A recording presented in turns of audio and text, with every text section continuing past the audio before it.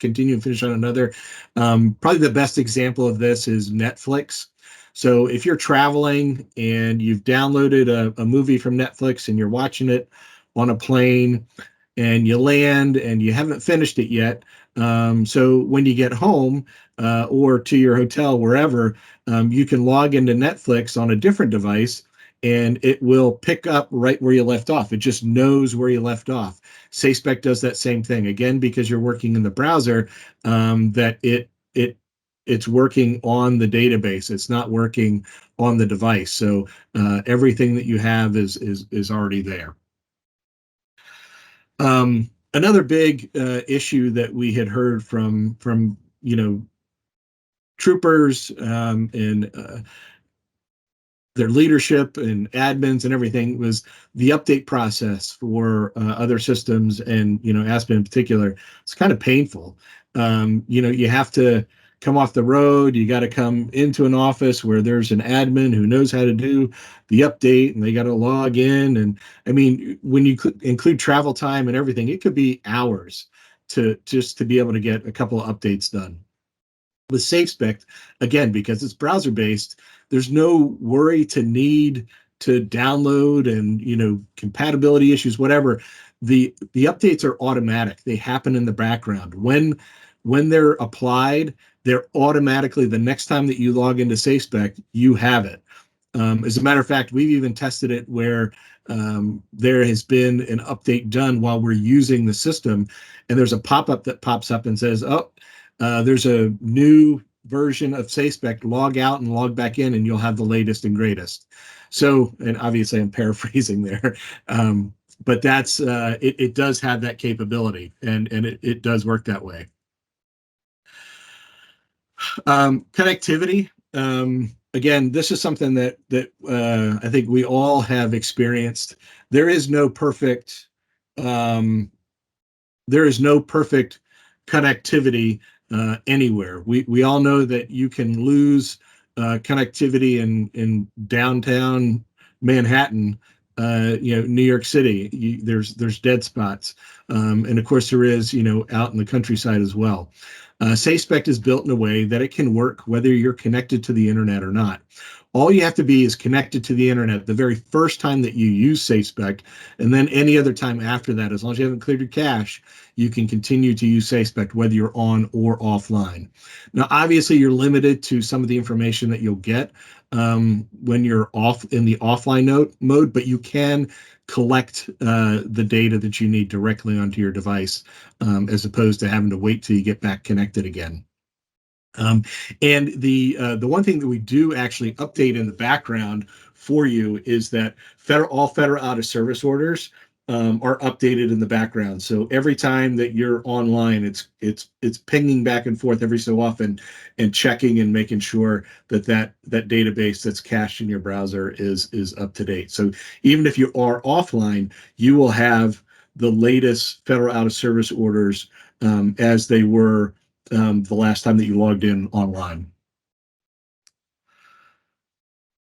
Human-centered design. This was another important thing. It was interesting to go around and meet with many different inspectors. You think that, we all have the training and we must all do these the same, but almost every inspector does it just a little bit different. And with that said, SafeSpect is built in a way that you can use it kind of how you want it.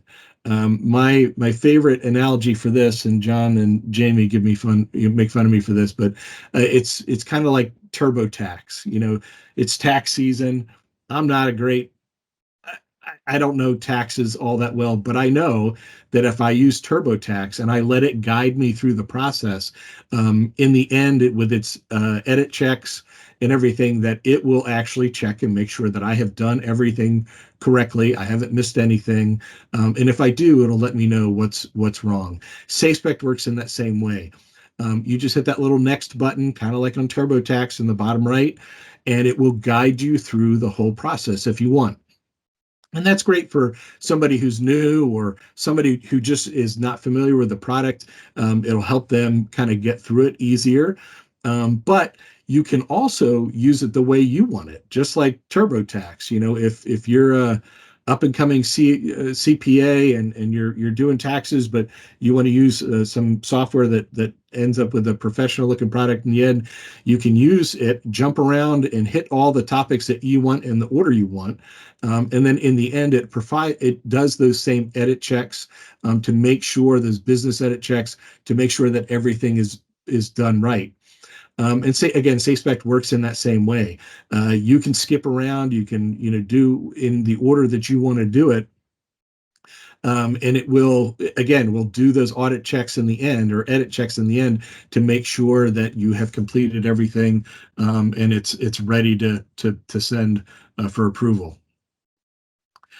And then this is the one that I guess it's hard for me to say anything's future proof, especially technology wise. But really, SafeSpect really is built in an extensible modular design in a way that allows us to easily integrate with other systems and add additional features in the future. And we've added many features since the product launch early last year. So it's continuing to evolve. It's continuing to get better. It's as future-proof as technology can be, but it really is built in a way that we can continue to easily upgrade. So that is the end of my little spiel. And with that, I'm going to ask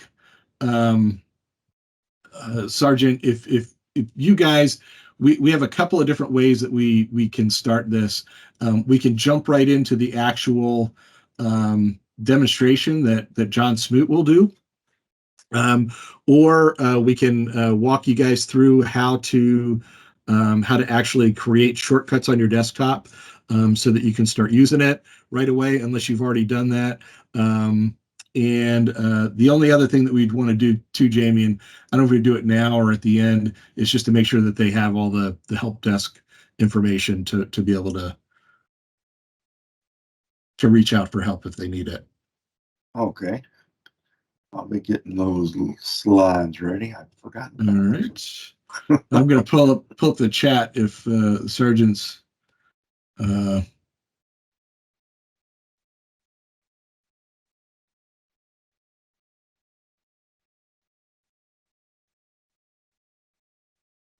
do you guys need some help on setting up shortcuts on your desktop or in the browser? Can you hear me now? Yes, sir.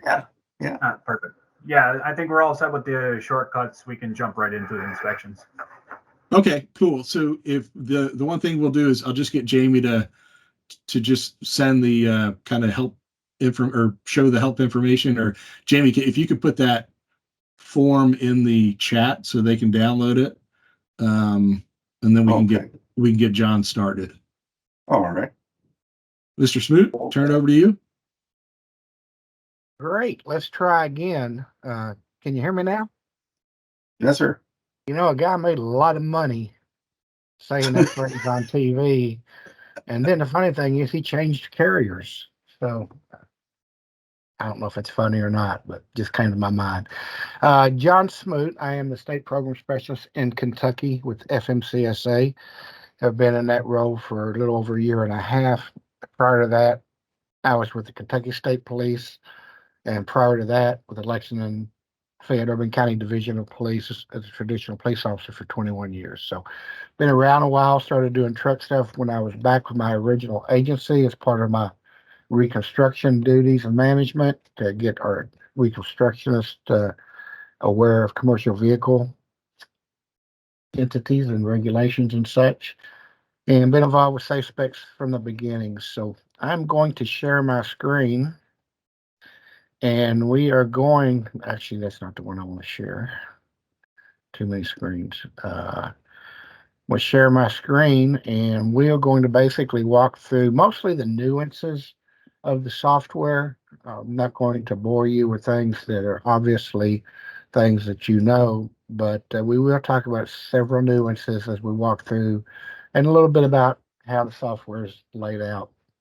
So not to rehash what John had talked about, but it is web-based software, and Just want to point out the URL that I'm using up here has a staging extension there. It's a test environment that we use. We're going to be doing some things, uh, putting inspections into the system. So I don't want to do it in a production system, because when you are utilizing the production link that you should be using, then as soon as you hit submit, you're putting inspections into the repository, the database. There's no hesitation.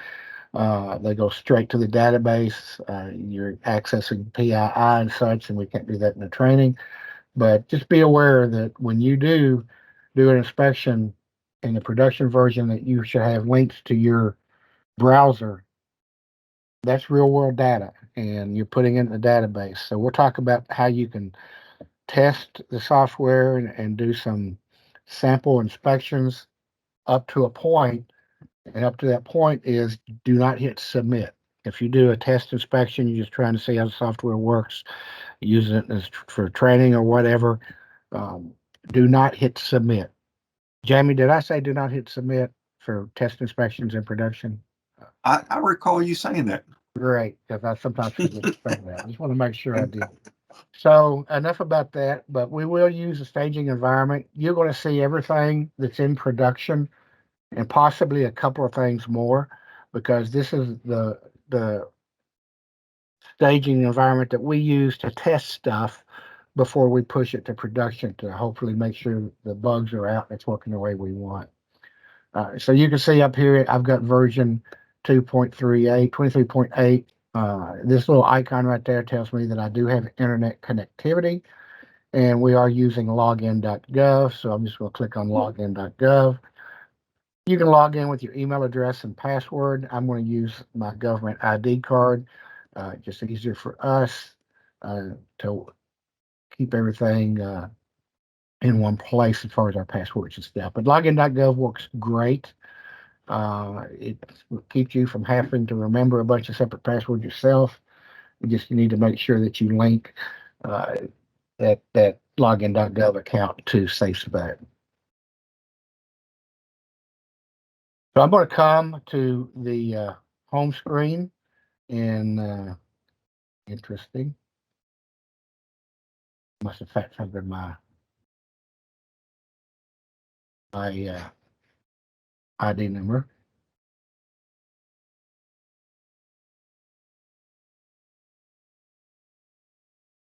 Let's just start from scratch. I did restart my computer a few seconds ago because I was having, as y'all observed, some audio issues. I still don't have video, but let's just go do this again. One of the things you do want to make sure that right now, when you set up your login.gov account, that it is the same account you use for SIDLIS, because we're going to run SIDLIS in the background for you too.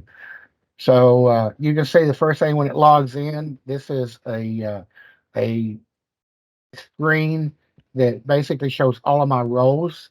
This software is very much role based, and each agency will have an administrator that's responsible for maintaining the software, setting users up, allowing permissions, providing roles for each individual person. So each person has an agency admin. I'm also set up as an approver, that you can manually approve inspections. You can set up your inspectors to be auto approved, and the inspections will be auto approved after a certain period of days. Or you can require an inspector to have every one of his inspections looked at by an approver. Maybe you end up with a brand new inspector, hadn't done more than 30 inspections, whatever it is, and you decide that I want every one of this person's inspections to be looked at. But you can actually set him up as an administrator where every one of his inspections has to be touched by an approval. Also, data queue analyst role. Data queues will be done through SafeSpect for SafeSpect inspections. I have that division administrator role, and then lastly the inspector role, which we're really going to concentrate our time to do. So this is the home screen. If you just got only an inspector role, this is the screen it will go to when you log on. Again, at the top, it's showing the version number, showing I have online connectivity. Because I have multiple roles, it's showing that I'm logged in as the inspector role. The inspector role is where you do your inspections. To the right over here, you can switch to dark mode if you want. A lot of people leave up in this mode all the time. Um, you can actually set it, I'll show you in a second, where you can actually set the software to default to this dark condition if you want. So I'm gonna leave it in this version today so that I make sure everybody can see everything. John talked about notifications that can be sent. And then this help tab is another interesting little tab.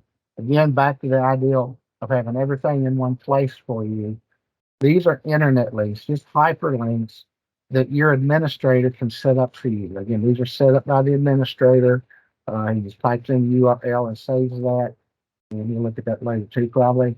And all it does is it opens up that page in a new tab for you, so that you don't have to open up the tab yourself. You don't have to minimize the software. And as you can see, when you leave the tab, it just simply takes you right back to the software. So again, these are items that we put in there initially, things that I used to use when I was on the street a few years ago. And the important part is your administrator can add whatever you want. So again, just the key of having everything in one place, not having to leave the software, not having to type in a big URL or go to some links, they're right there in front of you.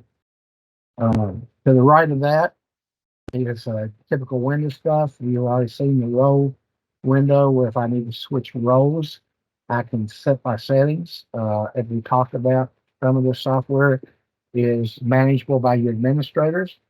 Some of this software is manageable by you. Over here, you'll see that I can add a roadside favorite location, or I can select from favorite fixed location. Your administrator has the ability to add fixed locations so that they are available to everybody on your staff. You as an inspector have the ability to add a roadside inspector. So you click on that and just ask me to add a roadside inspection. I have to put in a location code. It has to be uh, individual code, cannot be copied across the agency. And then it just asks me to put in the details for this actual uh, site that I want to use. And I can put the address on there, the road name. Now this address I'm just in the past. I put in non-market, put it in black long. Not going to like that. I get it to you because it's not the proper format. So these are examples of business edits that are built into the system that I'm going to show you because uh, the software, again, allows you to be helped as you walk through the software. So it provides the business edits to make sure that we're putting data in properly. And there's several business edits built into the system that were not in software such as Aspen, which I'm assuming they were using Jamie Aspen. Yeah, Aspen and some Trax users also. Okay, so there's my favorite location that I've created. I can go to default locations now, and I can add a default location, and I can say I want to select from and there's my location, so I can go over here and edit it. I can crash it, remove it, or I can look in here and see what it says. So this is my location, and I can go in here and add a default location, like I said, and it's not finding a location that I'm getting.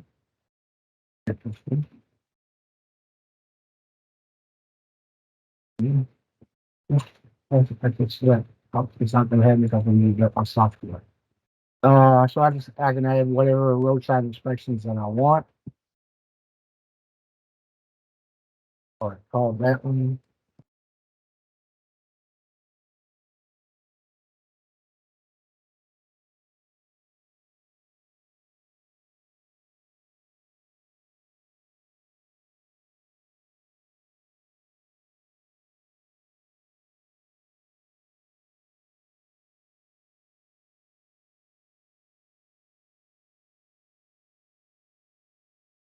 not saved it.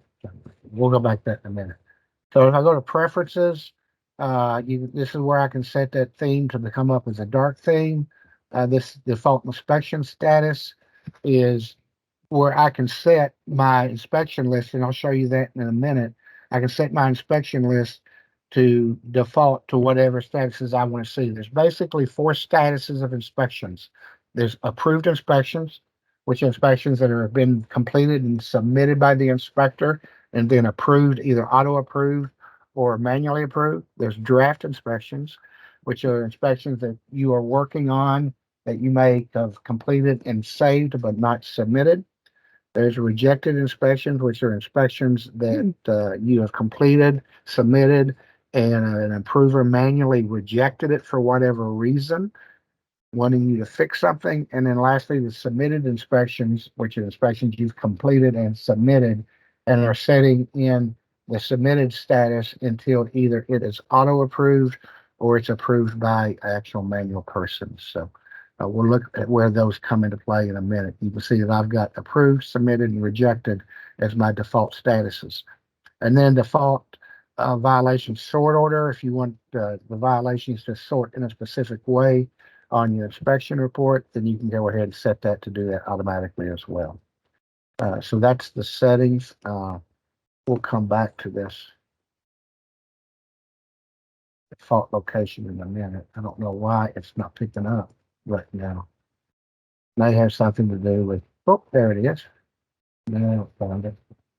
I don't see what the reason was. No.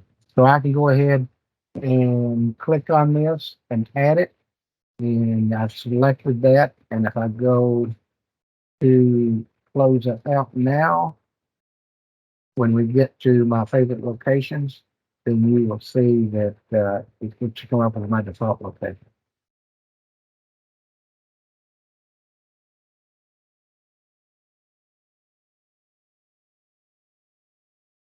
That in a minute.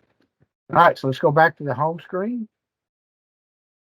Walk through it a little bit more. At the top here, you can see that I've done 1 inspection today. I started an inspection this morning just so I can show you a couple of things. I've got 1 pending inspection, and I've got 9 that I've done this month. When I look at this desktop down here, these are the most recent 6 inspections that I have done that have not been approved. This is the one that I started this morning, February 16th. You can see it's in draft mode. You can also see it's got a trash can next to it. So this is what you want to make sure that if you're doing an inspection in the production version and you're just playing with the software, trying to get acclimated to it, that kind of thing, you can delete an inspection as long as it has not been submitted. Once it's been submitted, it cannot be deleted. It's part of the repository. It's an official record. And we just can't haphazardly delete it because it is an official record. But as long as you have not submitted it, you can click on the delete button and it will go away. Notice it's gone. This rejected inspection is one that I did last night, about 11:15 p.m. doing some testing. And you notice that it's been rejected. I opened it up after I submitted it as an approver and I rejected it and sent it back. So it goes back to my queue. It says, I need to work on this. So this is that pending inspection you see up here. It's pending because it needs work done. These others are ones that have been submitted that are waiting in my approver queue or for auto approval to become approved. Let's talk about this left nav bar for a second. And you can minimize or maximize that if you want. But that's the home screen.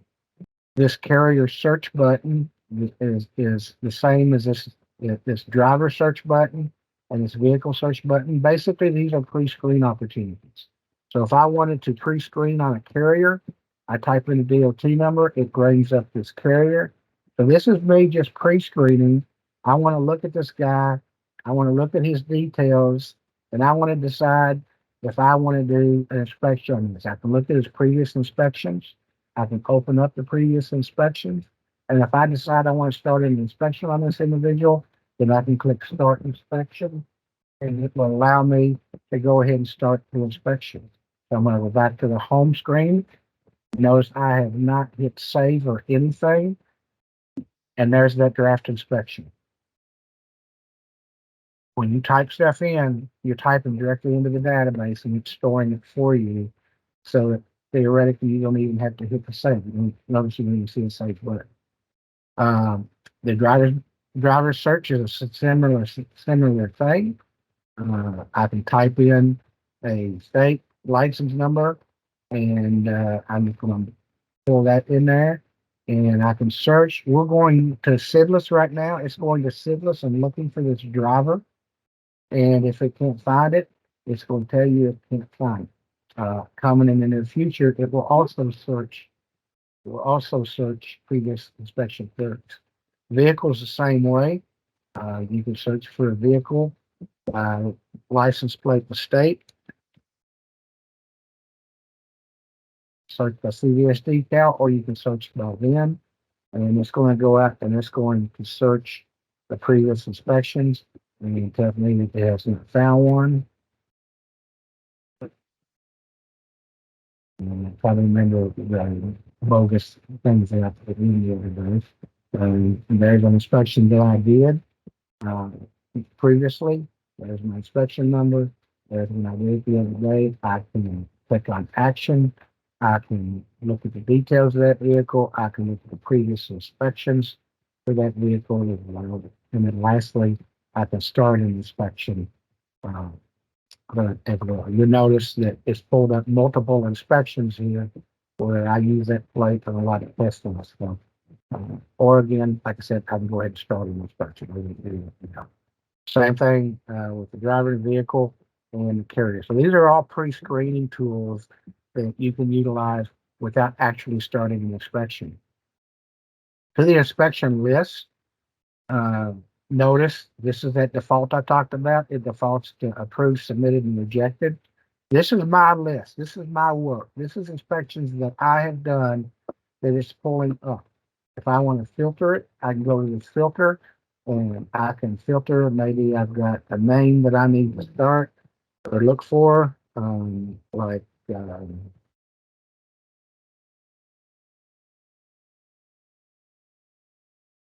type in the three initials there, and I'm actually going to add a draft to that.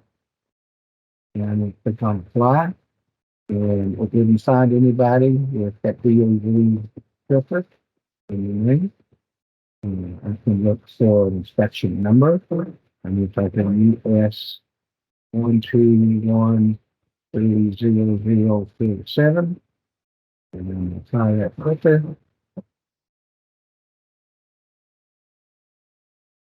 And clear that filter.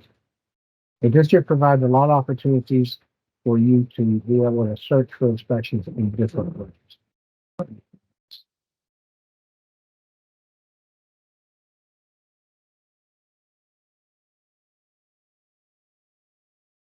Yes. There we go. I did it right this time, and it found that one inspection. So this is again just a tool for you to filter through your inspections when you've got a bunch. Maybe you get a data queue note from an individual or somebody went you modify an inspection. So they want to be on the list. You can just utilize these filters tool to find specific inspections. Clear all, and it's going to evaluate all of my inspections based on the criteria that I have here. I have none that have been approved so far for the previous not the other day. So that's your inspection list. Next is let's look at some reports. There are several reports here. The one that you're most interested in, most likely, is this inspection summary report. This is what people like to call the old Aspen report. And you can run a query based on the date parameters that you put in. You report, and this is just like I said, it's that old Aspen report that a lot of agencies use, maybe on a weekly, maybe on a quarterly, maybe a daily basis. I don't know, except whatever you do, but it provides all that detail that was in that old Aspen report that you might need to provide for your supervisor. So that's several different ways. You can see that there are 5 level 1s, 2 level 2s, and level 3s, and 1 level 5 between the period of January 1 and February 16. There's also an interesting report that you might want to run. This is one that was originally actually run by data quality folks in probably your safety net office on a routine basis, but we now have made it available that you can run as well. And I'm going to let Jamie explain this because Jamie did a lot of work on this one. So Jamie, if you don't mind, just go ahead and explain that quality report. Okay. So what this is, it is looking for areas in an inspection report where there have been over the years a lot of data quality issues. This doesn't, anything that shows up on here is not always an issue. It's bringing your attention to something that may not be normal. The first section checks for completeness. Completeness being that you've got a VIN, you've got the driver's date of birth, things like that. It also looks for suspicious DOT numbers. We've had a rash of inspections from across the country over the years where either through a software fault or through someone not knowing what else to put in there, they would put in US DOT number 1, which is the Federal Motor Carrier Safety Administration. Yes, it's true. We do have a few trucks, but they're assigned to some research facilities, either in Virginia or Ohio. They move around, and they're not likely to be inspected out on the road. Also, lately, the US DOT number 999999, that particular company has been complaining that they're getting a lot of test data on it. So it identifies things like that. Make sure that the driver's name is complete. And this is one that may affect you folks in New York State. We know that in Canada, they allow a driver's credential to be issued where the person only has one name, like Cher or Madonna. So there won't be a first name on your inspection report. That will show up on this report. It's not because it's wrong. It's just something for you to go back and verify that you did do it correctly. Same thing with the VIN. It's there, the vehicle rather. There are some license plate things you can look for. And again, it's, if you've done your due diligence and sure enough, there is no license plate on that vehicle, you put what you know in there, and this report will say, hey, that's not normal. Go back and verify it. And then the VIN accuracy, of course, we do the check digit calculation.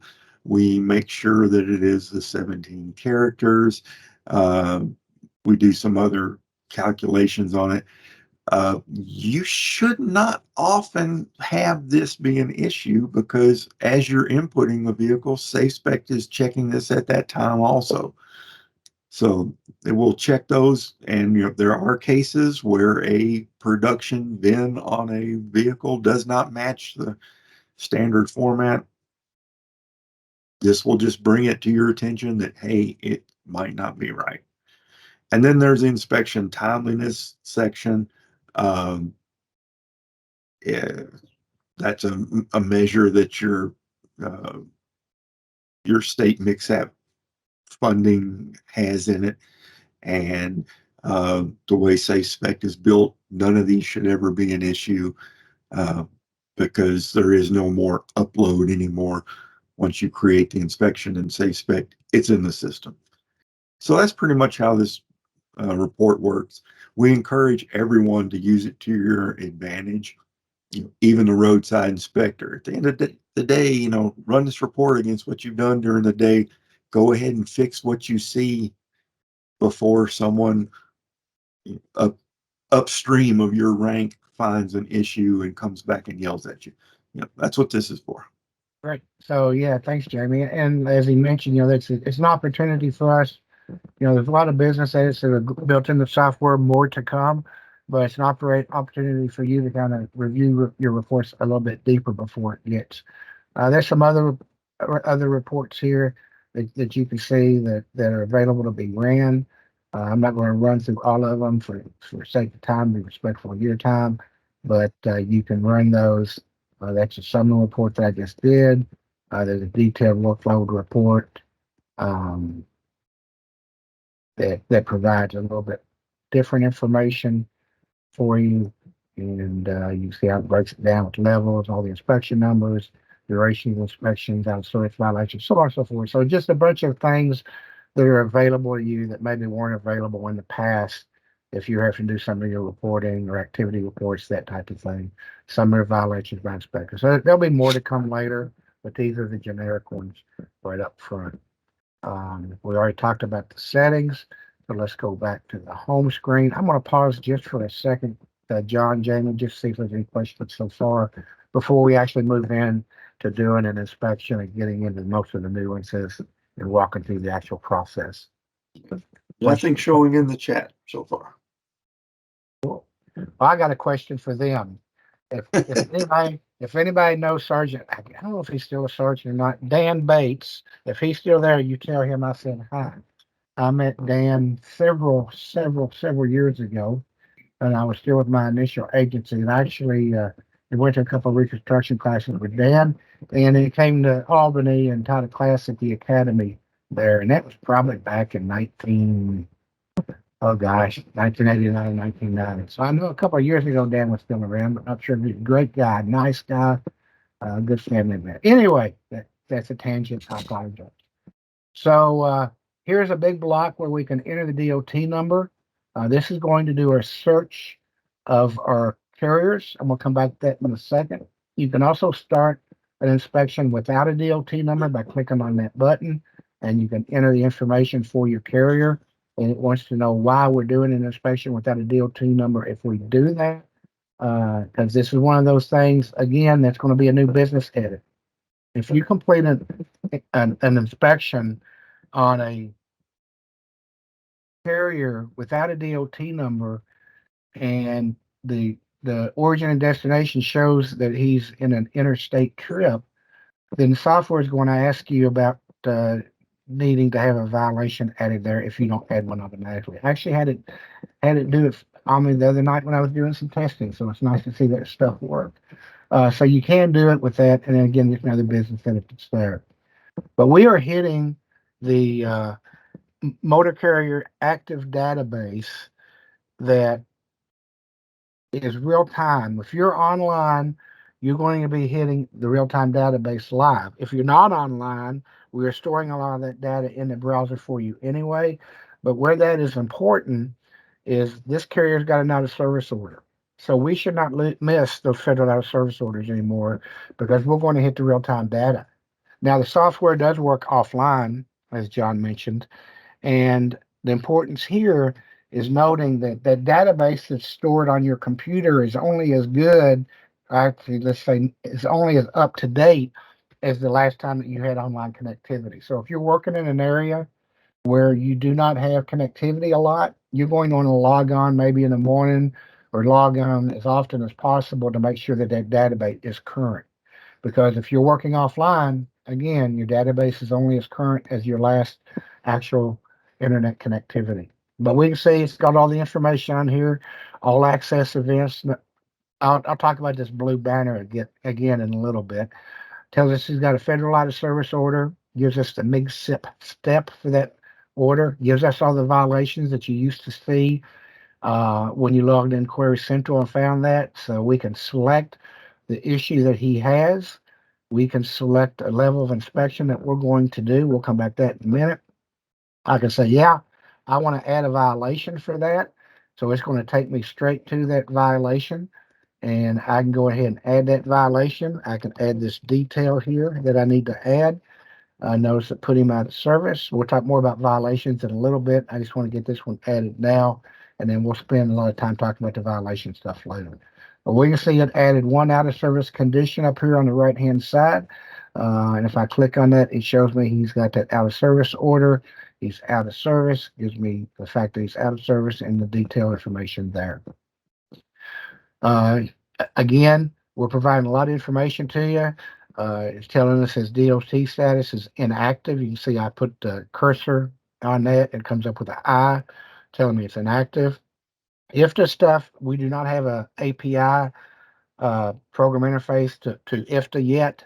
So IFTA's information is not going to come in live right now. So you'll always see a red X. You could go to the IFTA clearinghouse if you have that in your computer and manually and check that. Again, it's got the mix step there for us. Tells us his inspection value, his safety rating, the MCS 150 date that he last did it. They give us the authority type down here. He's got common contract authority.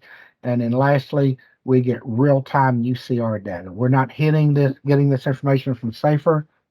We're hitting the UCR database directly, so it's going to provide all that information. I'm going to go up here and I'm going to change the carrier for a second. And when I change carrier, it's going to say, are you sure you want to do that? Before I do that, again, pay attention to that violation that I added earlier. But I'm going to change carrier and I'm going to say yes. And I'm going to type in another often used DOT number because it's easy to remember. And notice it's now changed my stuff to Doug Andrus. He's bluely in that blue banner. That violation disappeared because that violation was associated with the motor carrier. And when I changed motor carrier, it needed to go away. Notice my DOT status is now active. Everything's copacetic there. All this stuff has changed. Everything is now changed to Mr. Anderson's information, UCR data. To the right of that, I can see more information. And I use this one for a reason because I know this had a crash indicator alert in his history. So this is a lot of that information that historically you would have to go to Query Central to get, leave the software, that type of thing. So we're providing all that to you automatically and trying to use a few visual indicators to grab your attention to things that you might want to be aware of. So that's all I've done on some specific information you can see there. To the right of that, I can do previous inspection query on him. And when I do the previous inspection query, it's looking at the entire database, not just looking at my work. It's looking at the entire database. You'll see that when I look at driver here, you'll see what looks like some bogus data. There's a reason for that, just so you know why you're seeing weird stuff there. I say we, Jamie's group pulled in all the production data into our test database last week, I think it was. And they had to do that, they had to mask the PII information, so they programmatically masked all that PII, and that's why that stuff looks weird. Because these are inspections that were done outside of SafeSpect. All the third-party inspections, all the Aspen inspections, everything now resides in SafeSpect's database. That is the true positive. So this is doing that inspection query. Off of all those, you can look at the inspection by clicking on that. You can look at the overall. You can look at the paper view of it. You can print it. You can look at the notes, that kind of thing. So that's good to know that you can, just looking at the carrier, you can do that PIQ on here. You can add notes as you go through here. And the nice thing about the notes, notice up here it says print on the report. I can toggle the print on the report or not. So this note will be printed on the report. I can save it. I can add another note that I don't want to print on the report. So that, and that gives me the opportunity to automatically print on the report or not if I want. So I'm going to close that. I've got the ability to add a co-inspector. So I can add co-inspectors from my agency. This is helpful if you're doing team bus inspections or if you've got that brand new inspector that's got to do his first 32 as a co-inspector, so you can be able to query that and do reports on that. Actually, we're building a canned report for co-inspector. You can add attachments. And you can add attachments, as you can see, up to 2 megabytes. And that's 2 megabytes per item. So I can go in here and I can search for an item that I may want to add. And let's just go in here. Let's go in here to, let's just go to something I know. Interesting.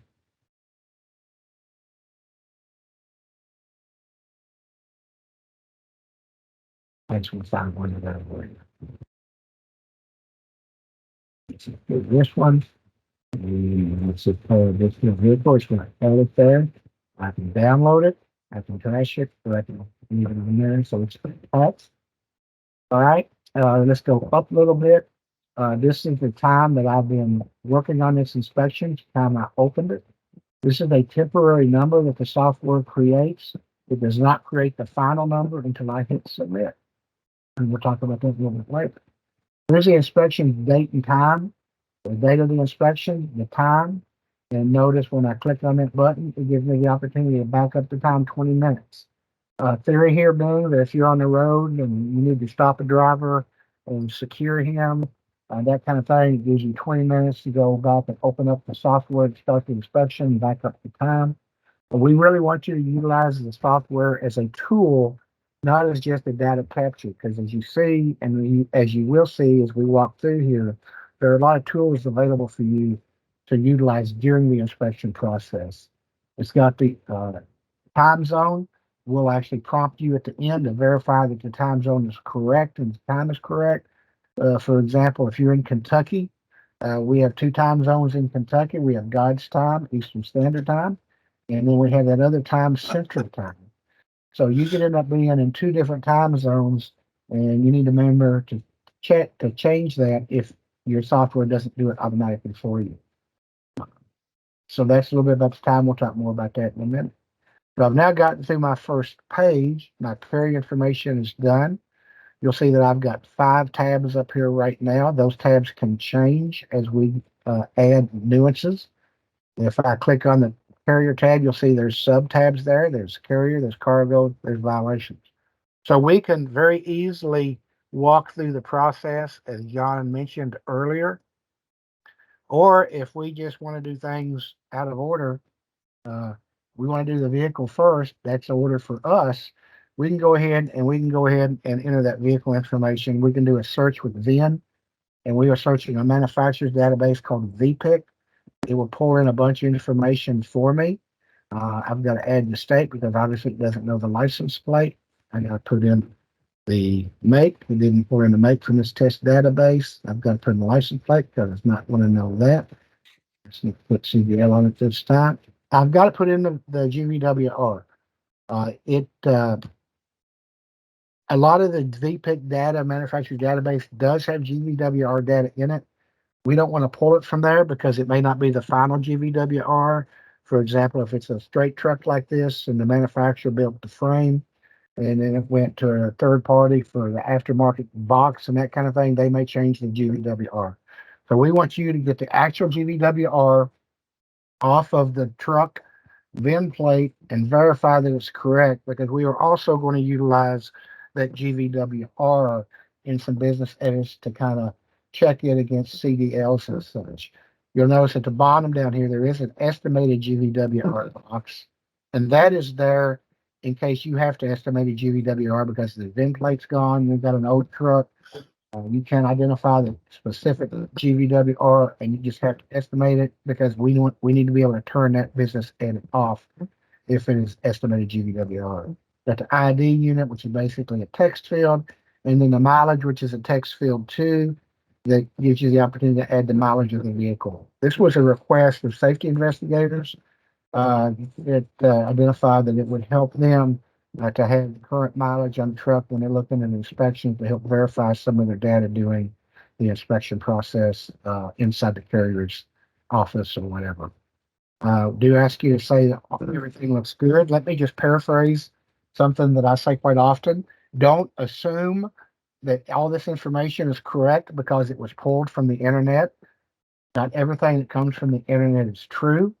We have found that there are some issues in databases that we use. For example, we found a significant issue, a SIDLIS issue from a certain state. I won't mention the state, but some of their SIDLIS data that was coming across was mispopulating information, and it causes an error in SafeSpect. And it's not a SafeSpect issue, it's actually a database issue that we're pulling the data from. So we encourage you to look at the data, make sure it makes sense, make sure that there is a make sure that everything is there and that it is correct. Because if you put incorrect data in a lot of times because of the business edits that are built in, it's not going to accept it. And it would be an easy fix for you to go in and say, well, the make's not there, so I just need to add it. We're going to enter break data later. We'll come back to that in a second. I can do previous inspection queries on this vehicle. And again, this is looking at the entire database, not just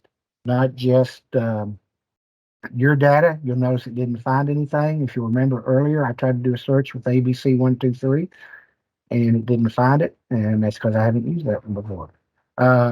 We can edit the vehicle. We can trash the vehicle. All right. Notice when I added that vehicle, these things behind it turned red in color with an exclamation point. So the software is just saying, hey, John, it's okay for you to do stuff in any order you want, but don't forget there is stuff back here that has to be fixed, has to be edited. So if I look at this, the carrier tab is green, the cargo tab is red. So if I click on tab, the cargo tab, notice that 5 of these 7 boxes has a little red border saying fields required because origin and destination is always required, right? And that again is used to determine if it's an interstate trip and an interstate operation. You can put in free text here. I don't like free text, but you can do that and it will populate that for you. But there is a pretty detailed list there that we prefer to use for that. Shipping paper number and shipping name are not required because you may not have it if it's an empty cargo. So again, John, I'm going to pause just for a second to see if there's any questions before we move on.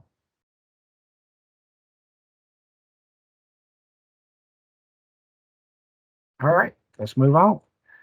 Notice those 3 areas are now green in color, so that means they're good. I go to my level. I don't have a location. So if I go to location, it is grabbing my location from the internet. I'm working from home today, so you now know where I live. And I selected our current location and it found me there. So a couple of caveats about this pulling your location in. First off, the biggest issue we found is if your agency is operating on a VPN, then that VPN masks your location. And depending on how they've got the VPN set up, it may just completely throw random locations based on the VPN, or it may give a specific location, such as your headquarters address. It just depends exactly on how the VPN is set up. If you use Google Chrome, Jamie has written a document. He got some information from people that provides a way to fix that in Google Chrome. Can't remember if it does it in Edge or not, Jamie. Does it? I haven't tried it because, our edge is locked down by our good people on the 9th floor. So that's a tool there. Yeah. That if your IT program allows, then you could do that. But it does identify it. The other option is if you're using a Wi-Fi device and you're using in an area where it jumps towers a lot, it may fluctuate your location. But you can always, with any map, zoom in and out, zoom to where you need to, zoom into the area, identify that, well, that's not really where I'm at. I'm actually right here on this road right there, and I can double click on it, and it's going to place the location there, as you can see. That is Versailles, Kentucky, not Versailles. So the map can still be used for you. You can also grab from the fixed locations, and I don't have any in here right now. That your agency can put those in, or I can select one of my favorite locations where I put those locations in earlier. So there's just multiple ways, and when I selected that location there, you can see it changed all the information over here to my favorite location information, and my accept went away because it's already a validated location. So if I go now, my location tab is green. I can also edit that location if I want from the location over here. And I can also add a location manually that way if I wanted. But I suggest if you've got a location that you use a lot, that you go in and create your favorite location. So that's green. Level is green because I selected level early on, but I'm going to go back here for a second And these levels is another one of those areas that changes what you may or may not need when you're doing your inspections. So for example, we already had it set to level 1. So when I put that vehicle in, it provided an opportunity to vehicle data. If I go and change my level to level 3 inspection, notice my vehicle turned green. And when I open up the vehicle tab, that brake data tool goes away because we don't collect brake data on level 3. So this sets up a lot of opportunities for you to be able to have tools available or not. Notice I can't see a level 6 or level 7 because my admin, me, hasn't given me the permission to do a level 6 or level 7. I actually I'm going to go in and change that real quick. I'm going to switch to an admin role. And I'm going to go to admin role, and I'm going to go here, and I'm going to find John Sweet. And I'm going to come down here, and then we'll say, yes, he can do a level 6 now. And I'm going to save that. And we'll go back to my role, expect the row. It may force me to log out. We will see. Notice again, I didn't hit save, but here's that inspection that we were working on to do this. So back to level. And it's going to let me close the software. I'm going to close it off just real quick. We get to fix it in a second. Yeah, a lot of times you'll see that after something has changed, it's either for the user or after we've done a deployment, it's best to close your browser. You only have to do that page of your browser and let it sit for a second, then open it back up, and that forces it to reload the new settings, as John will show right here. Now I can do a level 6. Yeah. Level 6, not level 7, because it's not set yet. So if I do go ahead and click on this level 6, you'll notice it opens up the tab for a level 6. So that I can add my level 6 information, which will appear on the report. If I go back to my levels and change it back to a level 1, which is where we're going to spend our time this morning, then I go back, that tab disappears. Since I did level 1, the vehicle wants to be in my breakdown. So these are just tools that are built in to help you through the software, to help you remember what you need to capture. So we'll leave it at level 1, and then we'll get next to our preliminary question screen. Oh, I do want to, well, we'll get that a second. I'll get to our preliminary question screen. Either it's an e-screen inspection, and you use one of these clearance systems to identify the vehicle, and which technology was the primary reason you stopped it. It's not a multiple selection, it's the primary reason if you were using e-screen technology. If it's not an e-screen inspection, it could be a traffic enforcement inspection. You've stopped it for a traffic enforcement violation, and software is going to expect to see a traffic enforcement violation. If you don't select traffic enforcement and it finds a traffic enforcement violation that you put on, it will ask you at the end, hey, did you mean to select traffic enforcement? If it's not one of those, it could be other, or it could be a border enforcement if you're a border enforcement state. And you don't see border enforcement here because it's not turned on from you. Again, we try to turn a lot of stuff on and off based on your needs. Your admin can turn a lot of stuff on or off based on your needs. So that's the reason for the inspection. And these are inclusions. Maybe it's an alcohol controlled substance. Maybe you use performance-based brake testing. Say that quickly 3 times, please. If I click on it and I go to my vehicle tab, you'll notice it now provides the tool to collect that PBPT information. If you don't use those, then you don't want to have that in the inclusion. You turn it off, and that tool goes away. Hazardous materials, we'll come back to that in a second. Post-crash has had one nuance. Was the inspection completed at the scene? The crash number, hopefully you know it. And was it a property damage only, an injury only, or a fatal injury collision wreck? So they want to capture that. We're actually doing a new crash causation study, by the way.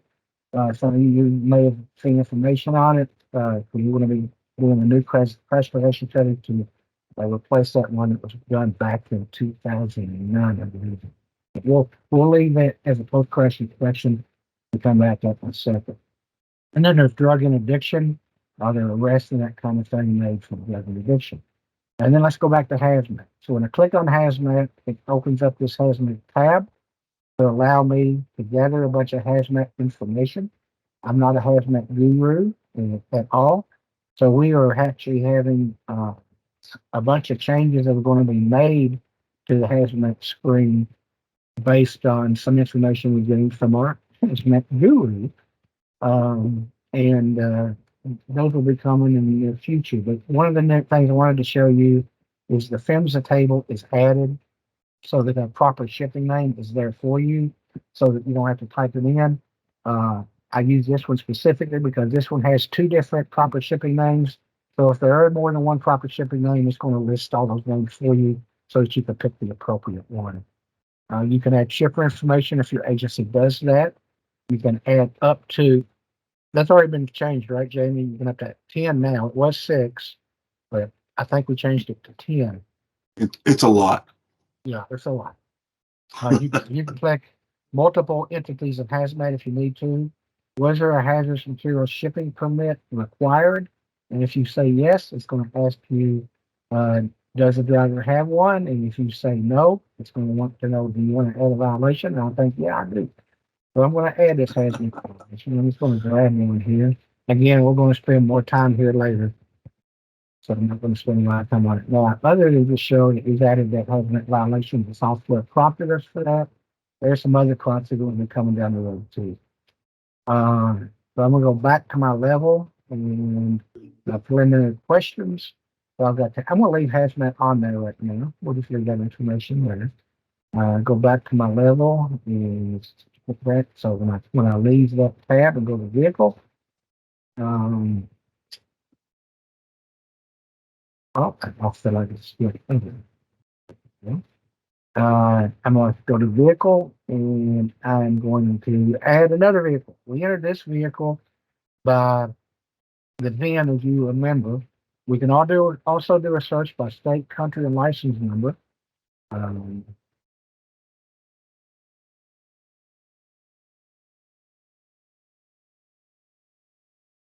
Search it that way. And it brings up that inspection that I did. I can search for this. I can actually look at the inspection. I can add the inspection. So if I add this vehicle to my inspection, it brings up the tool. It needs the additional information to get everything off that inspection report. So again, you want to look at it and make sure that it makes sense. You don't want to blindly accept it. If you have to check this button that says it looks good, so please look at it. Make sure it looks good. Now, here's a little interesting tidbit I'm going to show you. Notice it's picked up that we have 2 power units here. So this is to provide you the opportunity when you have that drive-away, tow-away situation where he's pulling 3 truck tractors and you add the other truck tractors as the pulled units, it realizes you're trying to add a second power unit. So it wants to know, is this the power unit or was the other one? So I click on no, and it's got both those units there. Well, I didn't mean to do that, so I just want to get rid of this vehicle. So I'm going to go ahead and remove it. That's how you can easily remove it. And I may need to add a vehicle manual. So I'm going to go over here to this tool right here where it says click on add vehicle. Maybe that vehicle is not found in the database through your VIN. Maybe it's not found by license plate. Maybe it's a brand new vehicle or whatever, and you've got to add it manually. So you can click on add manually. You can click on it and add that information that you need to add. I'm going to make an intermodal chassis for kicks and giggles. Look what happens to the toolbar. I get all that information that you know you need. Unless it's a chassis owned by the motor carrier, then that information goes away. We're just going to leave it there for now. So we've got a VIN. VIN is 1, 2, 3, 4, 5. UWR is 1. SAC number is TGPV. Chassis ID is 427127. And if I click on that, it's going to go out to there and grab that information. See how quickly it grabbed that information from gear. If you got it a different way, You can change whatever way that you got it, whether it was through the load a web page query, whether you do it from the side of the vehicle or label it with text, so on and so forth. The questions that you're used to seeing. So you'll see those. If you say no, the pre-trip inspection wasn't done, it's going to prompt you for adding a violation. Notice it doesn't like these things here, so I'm going to go ahead and click save anyway because I'm stubborn. So I didn't put in a make. I got to put in a make. It says VIN confirmation. Now this is here to help you put in those homemade VIN trailers, those homemade trailers that have a homemade VIN or a VIN that doesn't meet the VIN specs and such that you come across. So this allows you to confirm that, yeah, this is the correct VIN, even though it doesn't pass a VIN check. I know it's correct. I confirmed it. I type it in a second time and it will accept it. Notice the red went away. I still got to have a valid GVWR. And there's some more edits being built into the GVWR, but it at least requires something of 1,000. And that's going to change in the near future because it's going to have a tighter specification built into it. So now I've got my truck tractor and I've got my truck and my intermodal chassis. I can do the same thing with the chassis. I can do the PIQ. I can edit it, that kind of stuff. And I'm going to go enter brake data, and then we're going to pause it again. There's not a nuance here. I can add up to 10. We're looking at brake data. Let me talk back up. We're going to look at brake data by unit individually for a couple of reasons. So I'm going to put in the brake data for this. I can add up to 10 axles per unit if I need to. That would be fun, wouldn't it? But I'm going to go ahead and select 3 for now. Here's a question that you ask yourself every time you've been under a truck, if you've never had this ask review on software, are the different size air chamber. This gives you the ability to capture chamber sizes on both sides. There's no business edit built to it right now. So, for example, even though a long stroke chamber on one side and a regular stroke chamber on the other side, by definition, is not a mismatch as far as regulation goes. It does give you the opportunity to show that difference there. So I'm going to put no there. The other thing, you notice the other patchy tool went away, just like we used to see them now. It does ask if it's a steer axle, and it defaults to yes for the power unit steer axle because that's a no-brainer. Everything else defaults to no. The reason this is here is, again, a future business edit. As you know, if you've got a semi-trailer attached that dolly converters becomes a steer axle for inoperative brakes, which is now a service condition. So it's there to allow us to help a business edit to help you down the road. As far as the brakes go, there's not a lot of other nuances. I'm going to enter a clamp brake. I'm going to put a type 20 up here on the front. I'm going to put type 30 on the back. And I'm going to go in and put in my measurements. Notice the one difference here is these color codes. For example, a type 32 is green because that's at the brake adjustment limit. If it's added below that, if it's a 2 1/8, it's a half a defect. If it's a 4 defect, if it's a 2 1/4. So this is just an opportunity to give you a visual indicator of what you've got as far as your brakes. Then when I hit save, it's going to save that to my unit. It's also going to put it down here so you'll see the total configuration like you used to. So I'm just going to go back and put the tank pipes here. Type 30 is on the trailer. We put in the brake measurements. You know, since it's 11.1 on this, it's not really a nuance, but again, you can see it adds the brake data there. It adds your total title to the circumstances. So I can look at this configuration real quickly and just see that I've got 1.5 brakes out of adjustment. It's not 2, it's 1.5. And if 2 is required to put it out of service, then I know I don't have enough service condition with it. We're also going to build some business edits in this later so that it will mathematically do a 20% criterion check for you down the road. That's the brake data. Let's pause for a second. John, again, just see if there's any questions. Still nothing in the chat. So feel free to come off mute too if you have any questions. We prefer to do that rather than chat, but don't hesitate. I'm sorry, go ahead, Jared. No, I say don't be shy. Yeah, and we'll have plenty of time at the end. We'll be here as long as you need for questions as well. So you may just be writing them down, and that's fine too. All right. So let's move on then, and let's add a driver.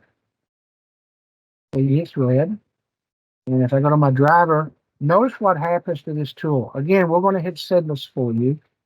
Obviously, if we're offline, we can't hit Sedless. But notice when I select USA, nothing changes.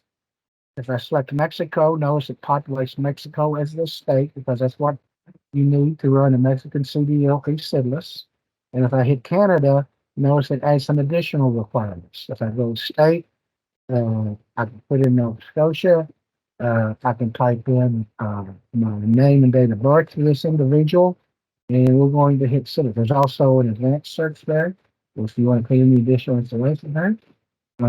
I can hit search, and this again is important because we are hitting Sedless direct, and we're going to pull in that prohibited driver status for you, just like it shows in Sedless. If it's got a prohibited status, it will show it. If there is no prohibited status, it won't show anything. So again, just an opportunity for us to make sure we don't miss that prohibited status. Now, this is a test database, so it's not pulling in everything, but you'll notice it does have the expiration date. It's got the commercial class, non-commercial class, um, endorsements, restrictions. It will have all your medical information that you need. Again, we want you to make sure everything looks good because I'll tell you, one of the situations that was arriving with that Sedless that we were pulling in, what it was doing, and I know they're working on fixing it in that state, but it was actually somehow pushing the zip code into the state field. So the state field was having a bunch of numbers and it was throwing an error when you try to go forward through SafeSpect. So it wasn't a SafeSpect issue. It was the software actually doing what it's supposed to do because the data was bad. So verify everything looks good. You might catch that bad data yourself and then click save. And I've now got my driver. So I can add a co-driver as well. The same way I can enter him manually if I want, just like I added a vehicle manually. I can add a driver manually. I can go over here and add him in here.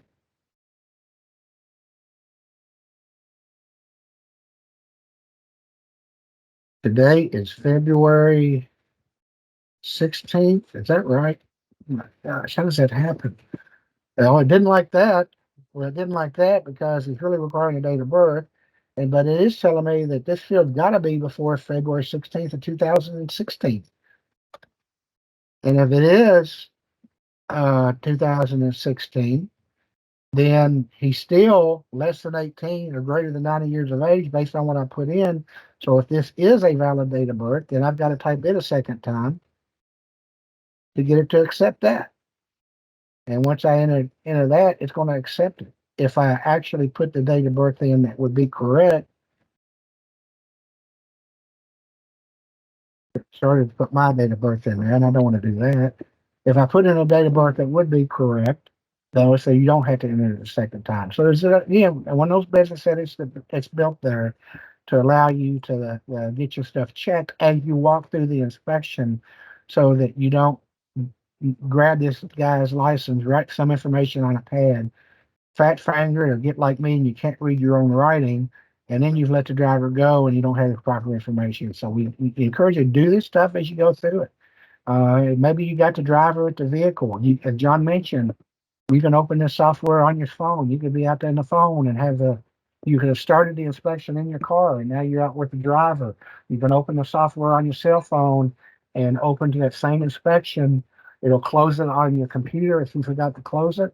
And you can go ahead and enter the driver's data right there at the roadside. And then when you get back to your car and open the software back up on your car, the driver information you entered from the field will already be there for you. So utilize it as a tool as you walk through your inspection. I'm going to actually delete this code. No, I'm not. I'm going to leave the co-driver there. But notice there's an issue here. It's E-Rides. If you enter your E-Rides file comment code, the code that you enter to get those E-rides must be down. Let's try a different one. This for kicks and giggles.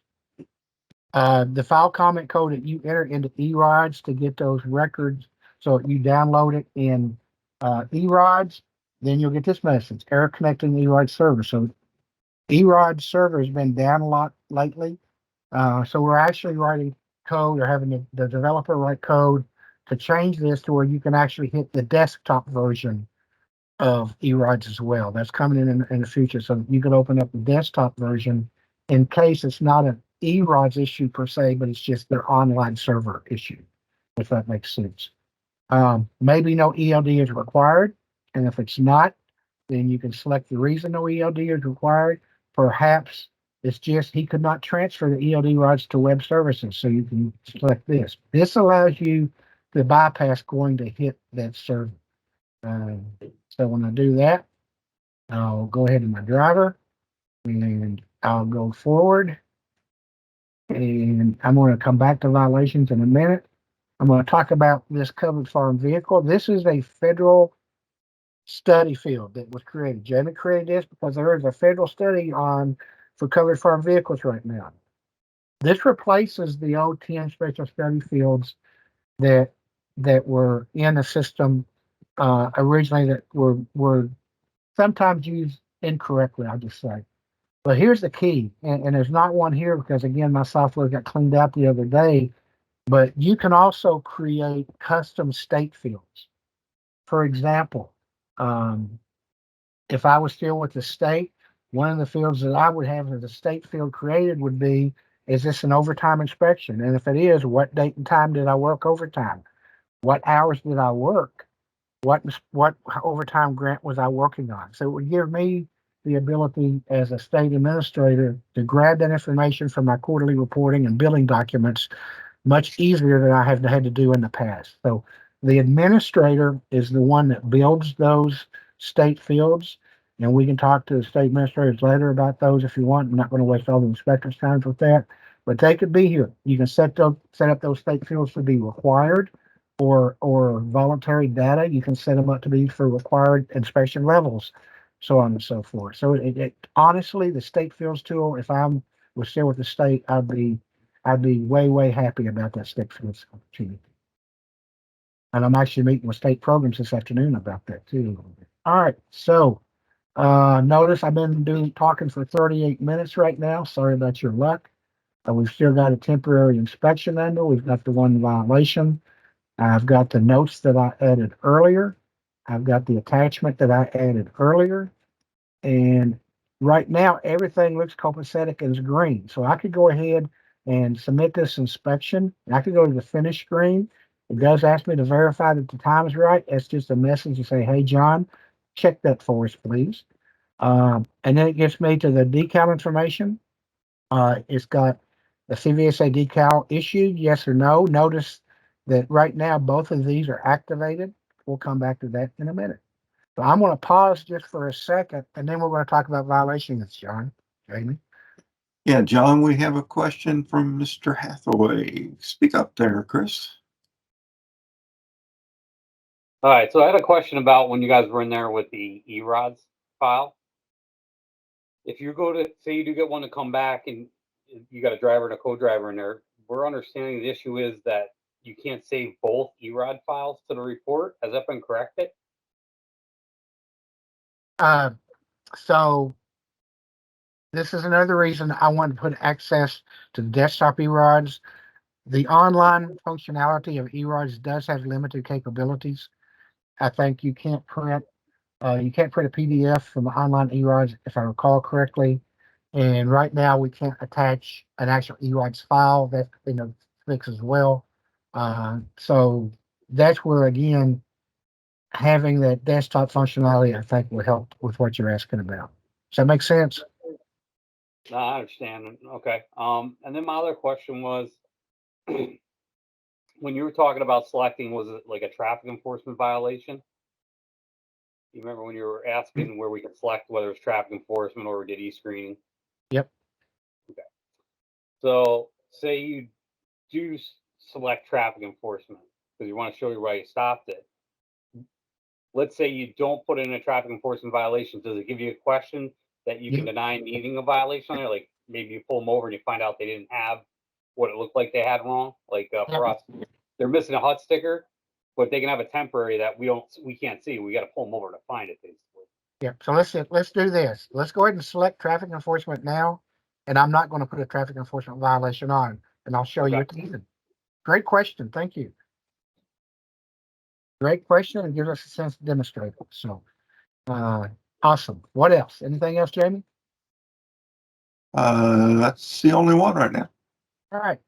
So, a couple things. We're going to talk about violations. We'll try to finish this up in the next 2 hours. I'm kidding. Notice the blue banner. Right now, the active driver is Wave Darth. To the far right here is a drop down arrow. If I want to put the violations on the co-driver, I need to select the co-driver. This blue banner is consistent with active things. So right now, I'm just going to leave it on the driver. Down here is a bunch of different categories of inspections. Now, I'm going to be honest, this is the biggest nuance that we have, and it's not really because of SafeSpect, it's because the violation codes have been redesigned. A committee in CVSA made up of a bunch of SMEs came up with these violation codes for two reasons. One, to make them more violation specific for the carrier. Two, to hard code in things such as out of service and not out of service. The out of service conditions are hard coded based on the out of service criteria in the software. So you can't make up stuff and decide that a violation that really isn't a violation until it meets the out of service condition. You can't take the out of service condition on and make it a non out of service violation because technically it's not one. So that's the biggest nuance. Now I'm going to show you this method here, and then I'm going to show you a good way to learn them. For example, maybe this driver's got, let's just say, an alcohol issue. It opens up the tab. Notice again the blue banner. I can still change it to the co-driver if I want. It opens up the tab, and it's going to have all these beverage violations, for lack of a better word, that are available to me. So I can select the beverage violation. Notice it defaults to the date of occurrence. These additional dates will be open and available for hours of service violations. We'll come back to that. Notice it defaults to the out of service condition. Don't get confused because you can see yes and no. Again, the blue banner is consistent. It's automatically selected. You do have to put the out of service time on it. I'm just going to put that. This is also free text until sober. I can add a citation, warning, or none. Notice when I add citation or warning, it opens up the block for the number. And then I do have to put in the specifics. All right. And it is free text. And you can put up to 160 characters there. And I can hit save. And it's going to put in my violation up here for my driver. And there's all that information that I just put in. Now, as I said, this is the biggest nuance. So I'm going to go back to vehicle. And I'm going to do violation of a vehicle for a few minutes. I'm going to do the same thing here. I'm just going to grab a fuel system one. And I can grab this fuel system one. And it's going to do the same thing for me. Notice it's not out of service. It's hard coded. Notice when I vehicle violation, it didn't like it when I hit save because I didn't fill in the post-crash data. Remember, I made this a post-crash inspection. So this is what those business says to help save you. Caused by the crash, yes. Is this prior to the crash? You're unable to determine. Once I select that and I hit save, it's going to save that violation. And now if I go back up here, then I've got my fuel violation that, oh, it's not out of service.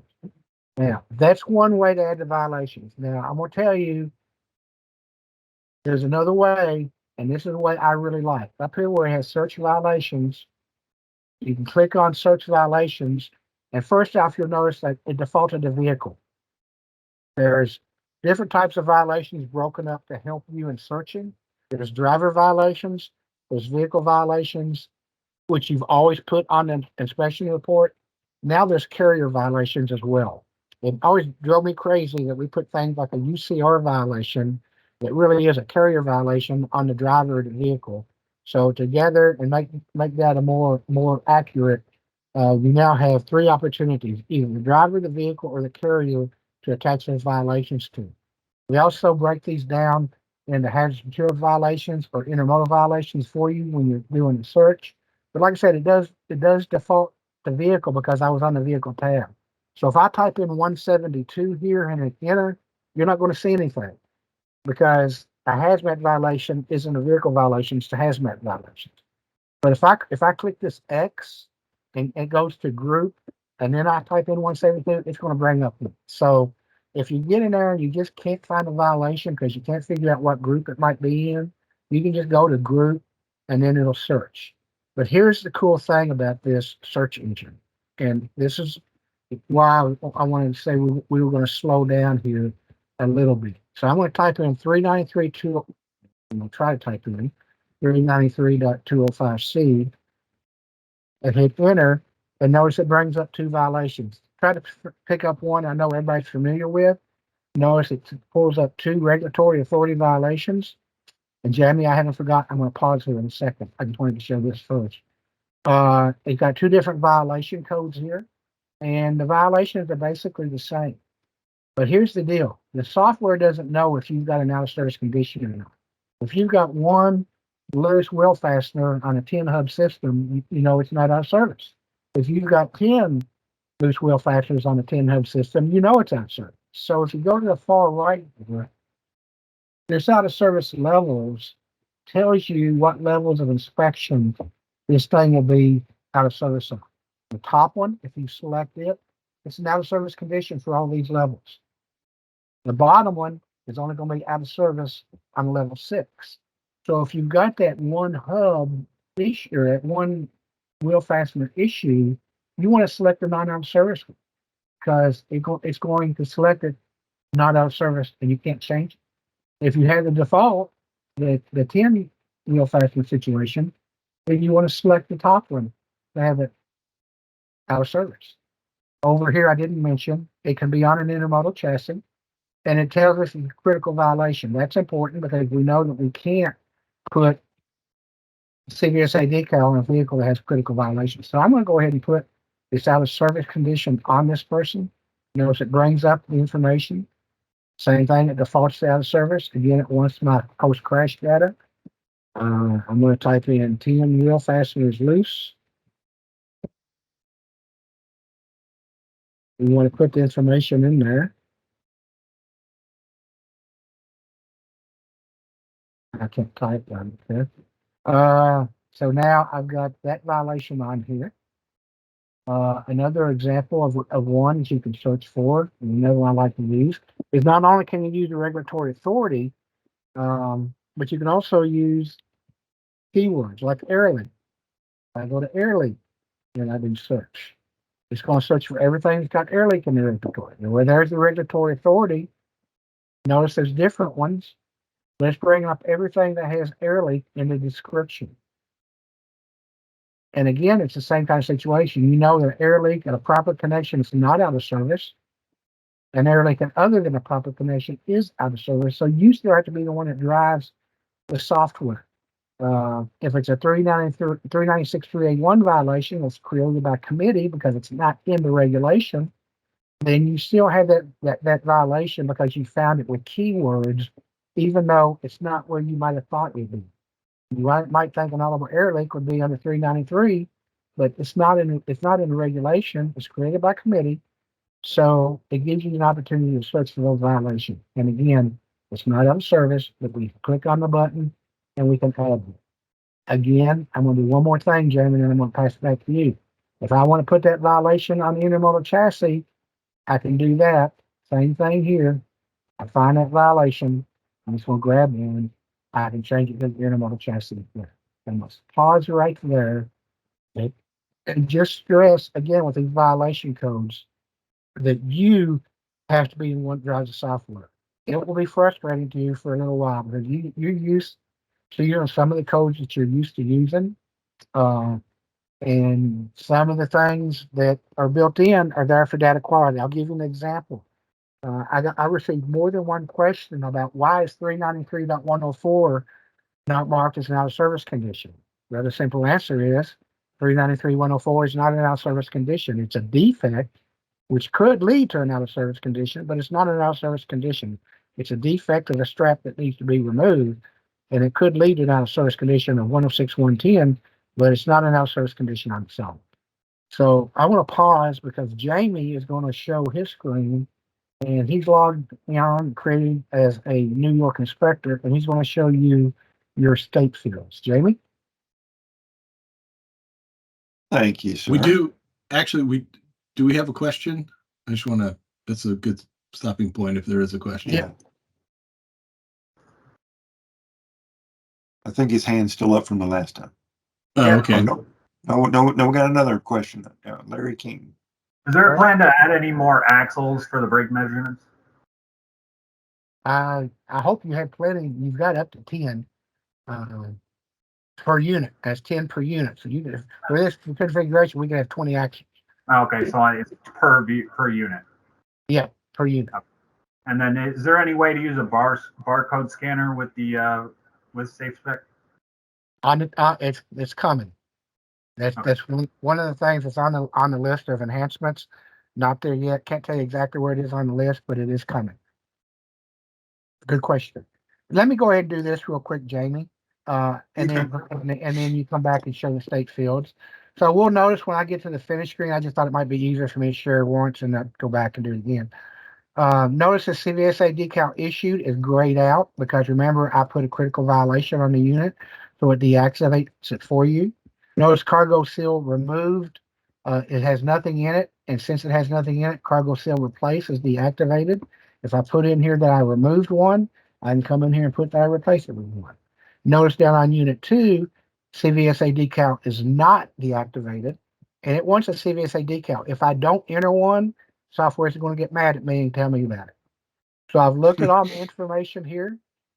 I've got my covered farm vehicle information. I got my vehicle information. I got my driver information. I can do a preview of the inspection report. I can look at it from here. You cannot print it from here. If you try to print it from here, you'll get a blank page. You actually have to submit it before you can prove it. There's reasons for that. But this gives you the opportunity to look at all the information, make sure it makes sense. It's got the intermodal chassis report there for you without the driver information and without the tractor information. So I can do my preview, my report. Notice there's no report number. So I'm going to end it and I'm going to look at all this information and I'm going to decide that I want to submit this. You know, one of the things I didn't do, show you through here, is I'm going to go back to the screen. I've just been clicking on the tabs up here like this. It also has a next button that you can use too. I just like clicking on the tabs that you can have it. So I'm going to go to the finish screen and I'm going to go on down here. I've looked at it. I'm happy with it. I'm going to click on submit.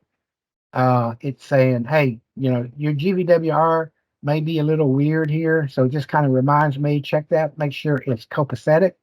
So I go back and look at it. I click on submit again. It says no critical violations exist. I told you it would be mad at me. So I'm going to go back to the finish screen and I'm going to say, either I'm going to put in a CVSA decal number, or I'm going to tell it why I didn't have any. No decals available is a standard message, or I can say other, and I can say how come. I don't know. Whatever you need to add, you can add. And then I'm going to go back to my submit button. It's going to ask me for the time. You know what? It didn't flag my traffic enforcement question. Did I check off on that? So here's my, we'll come back to that in a second. Oh, I did add a traffic enforcement violation. I messed up. I added the alcohol thing. Oh well. My error. So it would have prompted us. You had traffic enforcement selected. You didn't add one. We'll come back to that in a second. So here's my final number. The first 6 digits are identified by your agency. The first 2 are your state. Mine's US because I'm federal. The next 4 numbers are by your identifier. And the last 4 are the sequential number of your inspections. I can look at the inspection here. I can print it from here. I can do all those things. I can print just the notes. I can print all notes here. I can print the report with the notes. And gives me the opportunity to do that. Notice down here, there's my post-crash data.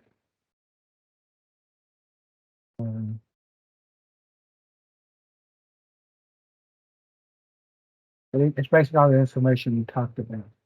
If I print it with the notes, there's the notes that I talked about. As I said, print all notes. If I print the report with the notes,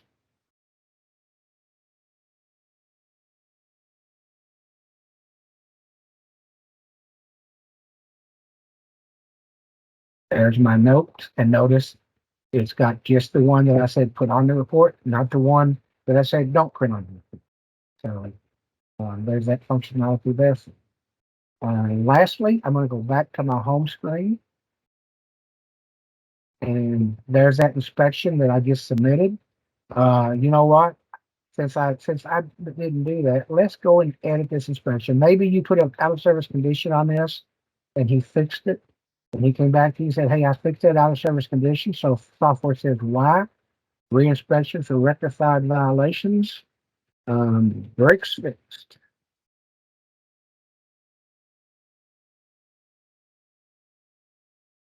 Edit inspection. So I can go to my violations and I can go ahead and I can remove this driver violation and it's going to move back into continuous. And I can go in and I can resubmit this inspection and verify the basic time. Submit the inspection, check the GDWR. I did. There you go. Was there an observed traffic violation in a fixed facility? Do you want to add a traffic violation before submitting? And I'm going to say no. And it submits the inspection again. Override the existing stuff. I go back here. As my inspection submitted, I'm going to change to my approver role. And as approver, I can say, all right, I don't like this inspection. I can approve it. I can edit it as an approver. I can modify it, or I can reject it. So I'm just going to put decline, and I'm going to say put the alcohol violation as I can stuff up. And I can decline it. I can go back to my inspector role. Notice the inspection back there is rejected now, and if I open it up and fix it, I can look at the notes and I can see where I put the note back on there. And it's red in color. I put it on there, put the alcohol back. Tells me that I re-inspected it. And that's pretty much, that's a quick overall view of most of the things that you need to know. I'm just going to reiterate the violations is the biggest issue that we've seen. There's a heartburn for some folks that's getting getting used to the new violations. Jamie, I'm going to stop sharing and let you show them the state violations, and then we can pause for questions again. Okay. We do have a question right now. Is there a way or going to be a way in the future to save your personal most commonly used violation in a favorite? I'm thinking we do have that as an enhancement in the future. Is that right? Run that by me one more time. I'm sorry, I've texted. For an inspector to save, favorites most commonly used violations. That's one of those enhancement. Yeah. Okay. All right then. Well, as John mentioned, I am set up temporarily as an inspector in New York State, and we are in the process of deploying your state violation codes today, right now. They might already be done, just waiting for us to verify in production, but they are here in the staging environment. And here's how they'll work. Doesn't matter whether you're on vehicle or driver. Most of them are driver violations, so I'll start with that. They may show up within these blocks down here. Haven't confirmed that, or whether it's consistent that they do. The best way, as John mentioned, is to go to the search violations, And if you know the violation code you're looking for, or you know how it starts, for instance, I know that you all have a lot of them that start with TRA, and I click search, and looky there. Here are your state violation codes. It shows the federal authority that it's mapped to. It shows this flag here and here that is a state violation, and your custom description of what that violation is. And you can go and add it on there. And if there are business rules attached with the federal code that this violation is mapped to, you will go through those same same business rules. So let's see. Had to. There you go. So, and you can do your citation and warning just like you can right now. Select that, and I'll do another one. Let's see. You had some that were NYS something, I think. Yep. Yeah. Okay. Got some down at 17 NYC. You got some TRAs. You got some BTLs. Apparently, yeah, put it NYS, and it's picking up on that in the description, NYS. So your state violation codes are now enabled. Well, they soon will be enabled in production. This is how they will work. I'll pick another one here. Let's do that one. It doesn't have to make sense because I'm just demonstrating. And then go over here to the Finish tab, and I click on the preview, and there are those violation codes. They show, zoom in here. They show the violation, your state violation code, the federal section it's mapped to, driver not out of service, citation number, verify, and your description and the additional text on there. So that's pretty neat. Also, for John and John, this is really neat. This is something New York State has put on there. This, whatchamacallit, QR code, you scan that and it takes you to their system where a motor carrier can put in this report number, their DOT number, and click a checkbox verifying that the repairs were made, and it takes them off the hook for doing all that scanning and paperwork. I think this is slick. I think New York State DOT deserves a gold star for this. This is so cool.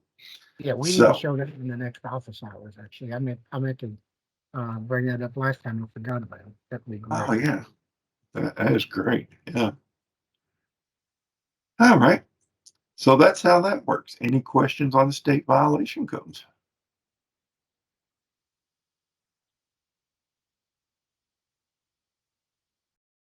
All right. So, John, I missed it. Did you cover notes? Yes. Okay. And when you cover that thing, that's you can mark each note whether it will appear or will not appear on the printed report, and you have the option to print those. There are some notes that the system will generate, and they will always print. I know we saw a demonstration of one earlier this week, but at this moment I can't remember what it was. For example, I didn't show an hours of service, 11 to 14 hours violation, but if you put 11 to 14 hour violation, it would automatically put the date of the violation. Yeah. And we have a request to show what happens under size and weight. Can you share again? And Yeah. Actually, we haven't put that form on there yet. Yeah, right. Yeah. The Oh. plan in the future is we have a form that we've adopted from, say, Minnesota.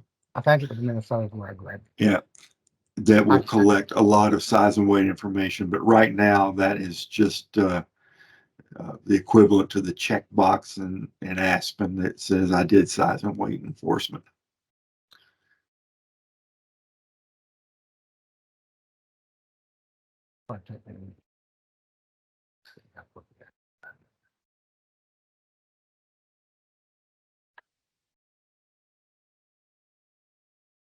No, I don't have it on this computer. But I'm the other one.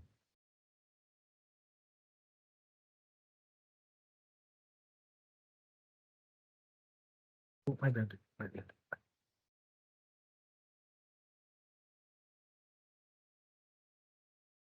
Were you talking to us? Or were you talking to yourself? I'm talking to Bo. Okay. Sorry. Looks like we have somebody with their hand up.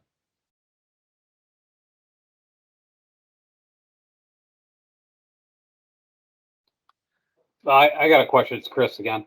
Do you have to do the notes before you submit it? You don't have to. You can come back and add them anytime. You don't. There are certain things that require a note. One example I can think of is if you have to edit an inspection that's been submitted, you're prompted to select the reason you're editing that inspection and then put a note with it. Those do not print by default. Um, John, can you think of any others that are required notes as you go? I don't think there are any required ones. Not right off the top of my field, I can't. No. No. Here's But- the size and weight form that I basically grabbed from Minnesota that will eventually be in the function.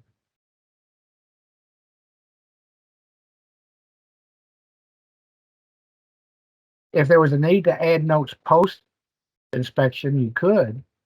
I mean, the administrator can always go in and post notes later. But so I don't think there's any prohibition against that.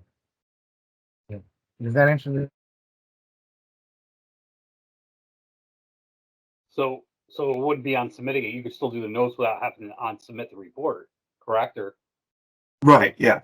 The inspector, the data queue analyst, the approver, and the admin can all add notes to an inspection. And let's say that an inspection was approved, and then for whatever reason, it needs to be a supervisor finds an error after it's been approved, or wants notes added after it's been approved because of a data key question or something like that. For an inspector to edit an approved inspection, an administrator or approver has to send it back to that inspector. So even though it's been approved, the administrator can still send it back to the inspector.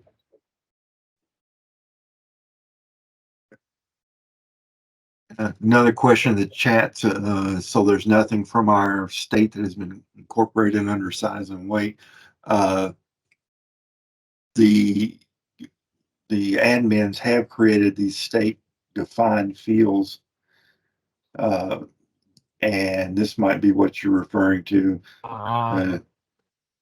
Oversize, overweight information that's available for. Yeah. That's a good example of the state fields that I was discussing earlier. That's good. Yeah.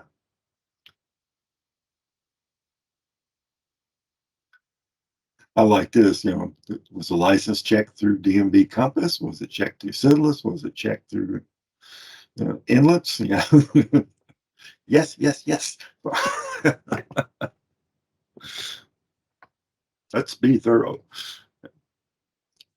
Other questions? I got another one from somebody.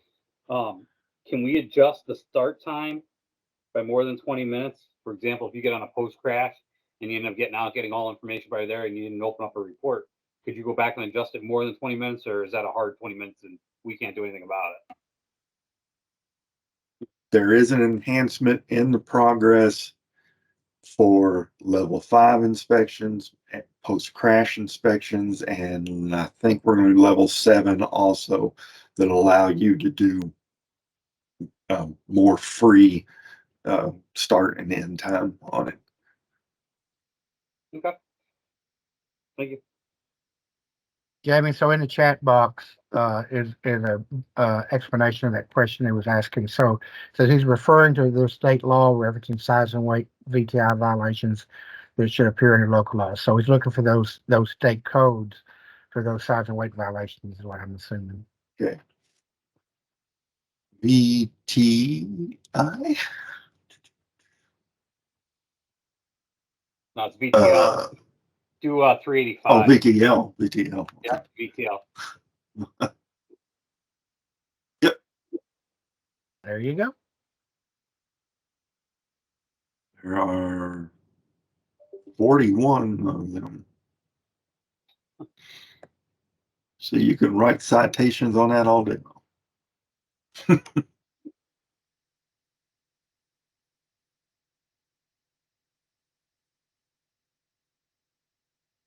Any other questions?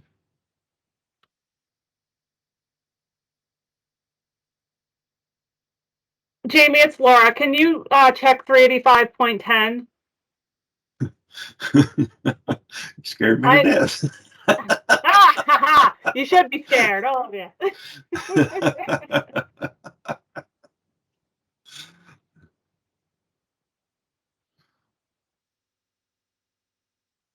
There you go. How's that? Did that answer your question, Greg? If not, I'll work with you to get all of them in to them.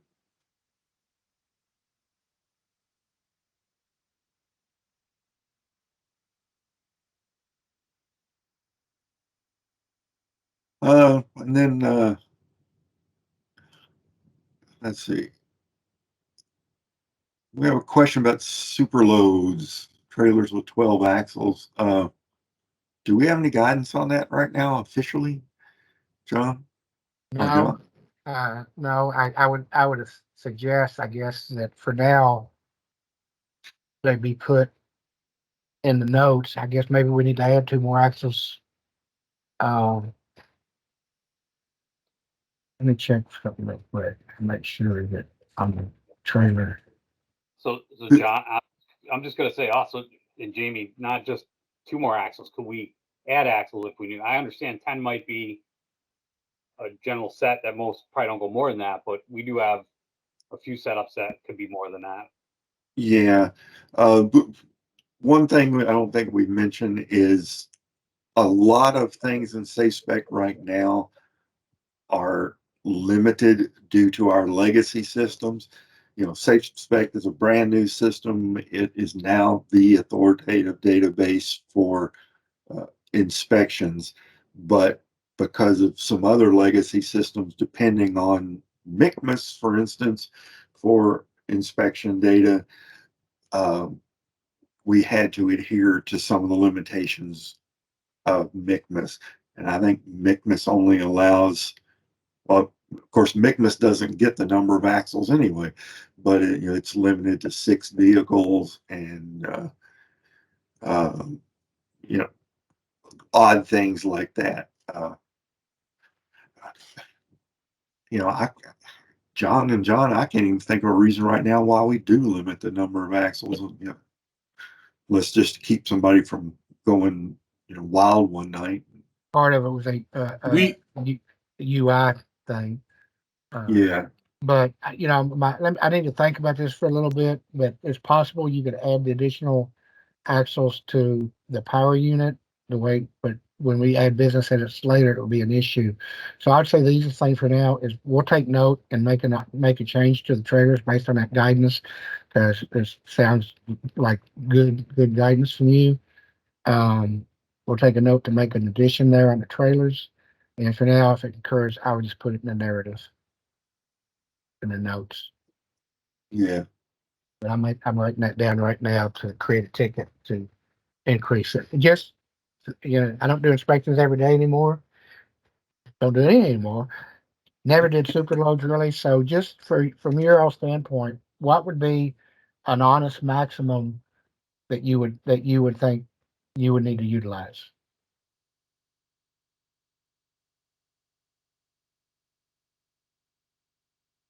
Anybody?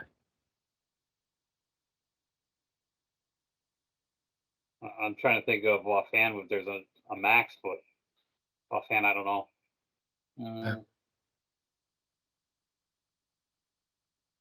And of course, one option, and I'll say this because Joel isn't with us today to scold me. And one option would be to carry an acetylene torch with you and just cut off those extra axles.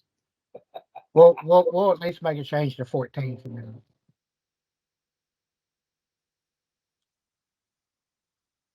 And the other question, with the scanner option coming, we'll be able. You can add attachments now. I did show you how to add an attachment, but I didn't show you the attachment afterwards. Somewhere here again. Okay. And I'm going to go back to this inspection, and I'm actually going to look at it in approval row.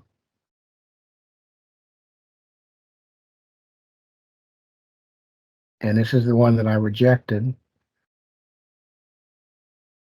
And if I go to the attachment tab up here, I can look at the attachment that my inspector, me, added to that. I download it and I have the inspection. Now, these attachments are strict.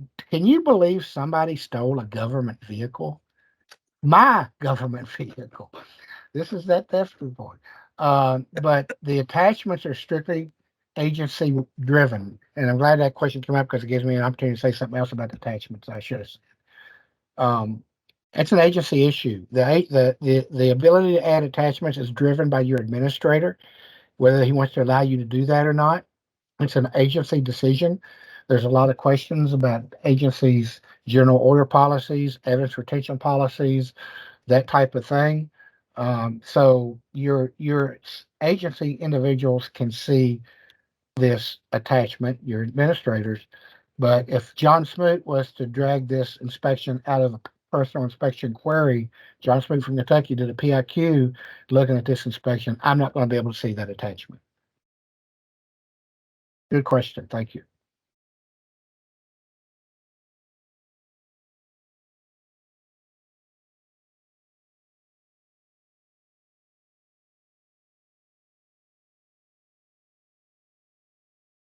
Good suggestion on the super loads with the units too. So the suggestion is that with super loads, would we be able to just would it be okay just breaking it down to units, providing the units are plated, for instance, Jeeps? And absolutely, because they are technically separate units. It's kind of like back in the old days, we created every dolly converter. We acted it created a unit for a dolly converter. I think a lot of people don't do that anymore, but it just shows up my gray hair. So that would work absolutely. Good suggestion, Joseph.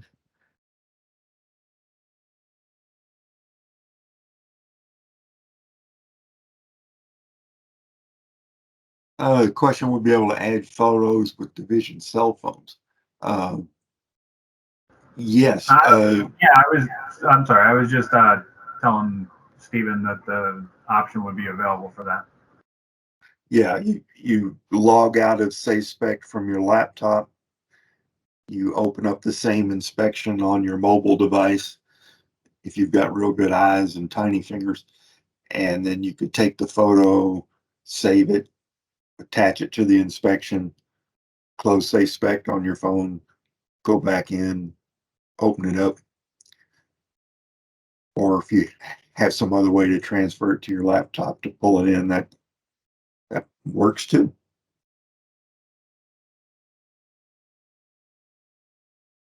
Great.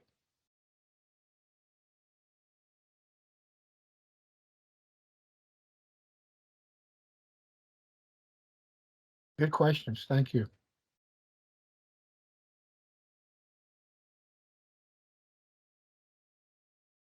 What else? Move tablets. And there is a rear camera on the tablet. We can take selfies? Feel like All right. Well, John, I think I'm done, with the exception of reminding anybody that knows Dan Bates to tell him I said hi. Okay. Any other questions other than the ability to add attach selfies? Laura, is there anything that you can think of that we missed? I don't know. Just I'm adding all this to the list of things that keep me up at night. Don't worry. I'm sure there are things that are missed. However, and I'm sure these guys have a ton more questions. But as you know, I'm compiling. I'll take all your questions, your concerns, compile them up, and bring them back to the SafeSpect team, and get the things added in that you found that were missing. The biggest thing is for you guys to start testing this thing out actually roadside, and then we'll know truly what you're missing, what isn't working, and what's needed.